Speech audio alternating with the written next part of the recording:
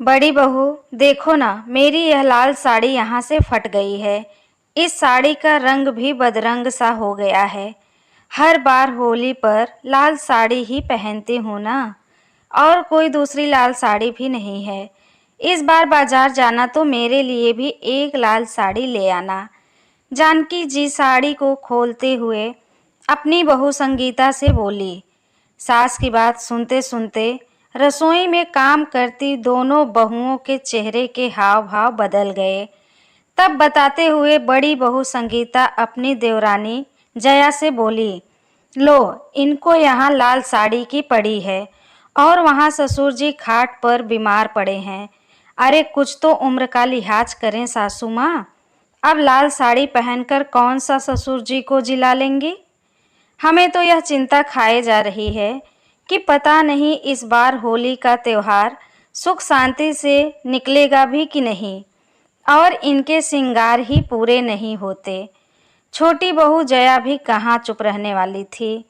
अपनी आदत के अनुसार हमेशा की तरह खर्चे की बात सुनते ही मुंह से निकल पड़ा, अरे जिज्जी, यहाँ घर के खर्चे पूरे नहीं होते और वहाँ एक नए खर्चे की फरमाइश हो रही है। शायद उनके फुसफुसाने की वजह जानकी जी समझ रही थी। उन्होंने अपनी साड़ी के पल्लू में लगी गांठ खोलते हुए बोली, यह कुछ पैसे हैं मेरे पास।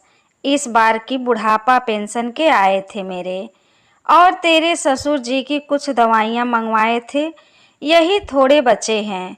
दोनों बहुएं एक ही नज़रों से उनकी तरफ देखने लगी। ज़्यादा देर उनके पास खड़ा होना मुश्किल लग रहा था सासू माँ, इसलिए जल्दी से पल्ले के सारे पैसे निकालकर वहीं रसोई में रखे मटके के पास रख दिए। दोनों बहुओं की दवरियां कुछ और ज़्यादा ही चढ़ गई थी। बहू की बात सुनकर जानकी जी का कलेजा जोरों से धड़कने लगा था। आंखें चलचला उठी थी। बहुओं का रोज रोज ऐसा बोलना उन्हें बहुत बुरा लगता था। उन्हें पता था कि उनके पति बीमार हैं, पिछले 3 महीनों से खाट पर ही हैं, लेकिन वह हैं तो अभी सुहागन ही ना। जब तक सास है तब तक आस है।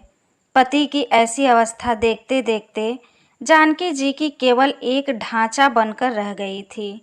हर रोज भगवान से यही दुआ करती थी कि मेरी उम्र भी इनको लग जाए। उम्र भले ही 70 की हो चुकी थी, लेकिन इसका मतलब यह तो नहीं कि एक दूसरे के प्रति प्रेम और लगाव कम हो गया था। इतने वर्ष साथ गुजरने के बाद यह लगाव तो और भी मजबूत हो गया था, लेकिन शायद उनकी इस भावनाओं को समझने वाला इस घर में कोई नहीं था, क्योंकि बच्चों को हमेशा यही लगता था कि उम्र हो गई है तो एक न एक दिन तो जाना ही है।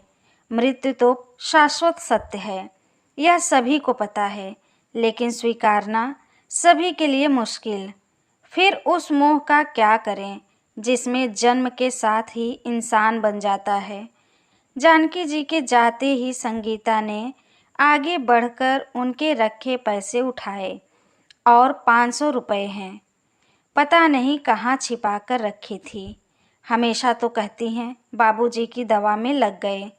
तभी जया बोल पड़ी, अरे जिज्जी, 2 दिन पहले मैंने देखा था, अम्मा बड़के भैया को दवा की पर्ची पकड़ा रही थी। अच्छा जी, तो इस बार दवा के पैसे भी बेटे के माथे मढ़ दिए।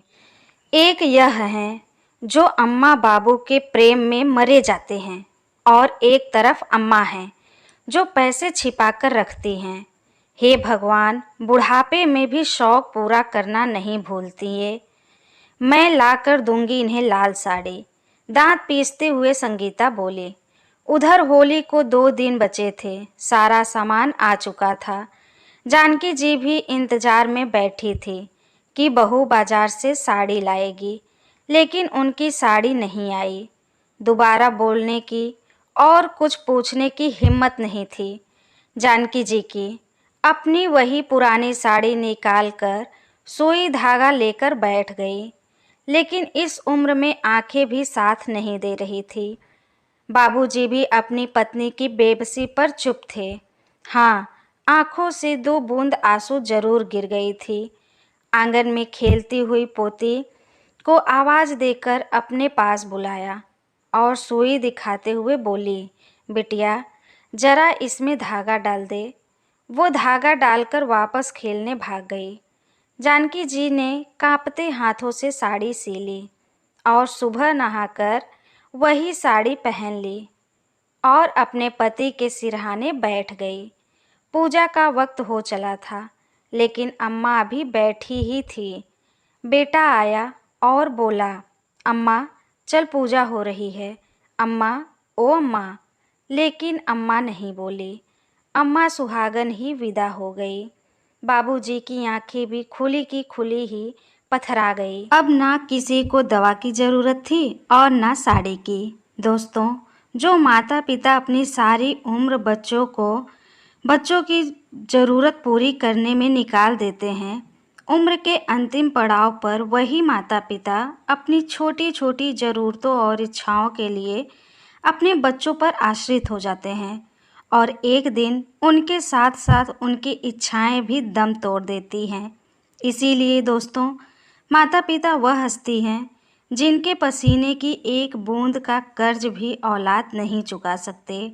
दोस्तों, इस कहानी पे आपका क्या राय है, प्लीज़ कमेंट करके हमें ज़रूर बताइए। अगर ये कहानी आपको अच्छी लगी हो तो प्लीज़ एक प्यारा सा लाइक करिए। हमारे चैनल पे पहली बार आए तो हमारे चैनल को सब्सक्राइब करिए। कहानी सुनने के लिए आपका बहुत बहुत धन्यवाद।